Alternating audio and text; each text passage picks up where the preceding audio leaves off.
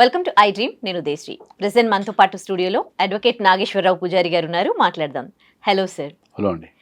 ఇప్పుడు పెళ్లి చేసుకున్నాక భార్యాభర్తల మధ్యలో ఏమైనా డిస్టర్బెన్సెస్ వస్తే కొంతమంది డైవర్స్ తీసుకోకుండానే సపరేట్గా ఉంటూ ఉంటారు.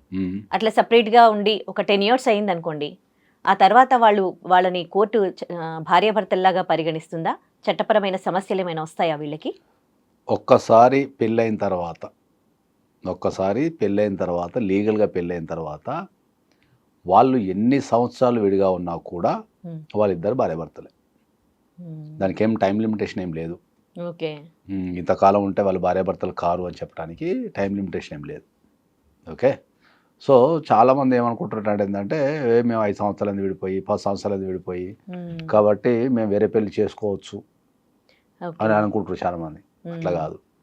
ఒక్కసారి లీగల్గా పెళ్ళైన తర్వాత వాళ్ళిద్దరిని మళ్ళీ విడదీయాల్సింది కోర్టు మాత్రమే తప్ప వాళ్ళకు వాళ్ళే విడిపోయి వాళ్ళకు వాళ్ళే ఊహించేసేసుకొని 5 సంవత్సరాలు కనిపించక అని చెప్పి చాలామంది పెళ్ళిళ్ళు చేసుకుంటుంటారు. జనరల్ రూల్ ఏంటంటే ఒక రూల్ ఉంది చట్టంలో. ఒక రూల్ ఏంటంటే పెళ్ళైన తర్వాత ఒక వ్యక్తి కనిపించకుండా పోతే 7 years 7 years కనిపించకుండా పోతే అప్పుడు ఆ 7 years ఆ వ్యక్తి కనిపించకుండా పోయాడు కాబట్టి అవైలబుల్ లేడు కాబట్టి ఓకే. కాబట్టి అతన్ని చనిపోయిన వ్యక్తి కింద నిర్ధారించి నాకు డైవర్స్ ఇమ్మని చెప్పి మనం కోర్టులో కేసు వేసుకోవచ్చు. ఏది మొత్తం అసలు సమాజం నుంచి కనిపిద్దా ఆ వ్యక్తి. ఇప్పుడు విడిగి ఉండడం వేరు, మొత్తం సమాజం నుంచి డిసప్పియర్ కావడం వేరు. ఇప్పుడు పెళ్లి చేసుకొని ఒకరు వరంగల్లో ఒకరు హైదరాబాద్లో ఉండి అంటే వీళ్ళకి తెలుసు ఎక్కడన్నారు అనేది.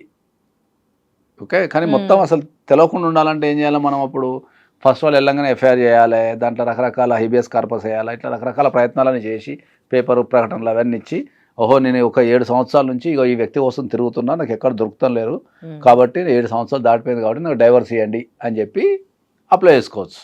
ఓకే. కానీ ఇద్దరు వ్యక్తులు పెళ్లి చేసుకొని విడిగుండిపోయి ఒక 10 సంవత్సరాలు 15 సంవత్సరాలు 20 సంవత్సరాలు విడిగుండిపోయి తర్వాత వేరే పెళ్లి చేసుకోనికి లేదు. ఇది చాలామంది, ఎందుకంటే అప్పుడప్పుడు మాకు కేసులు వస్తుంటాయి.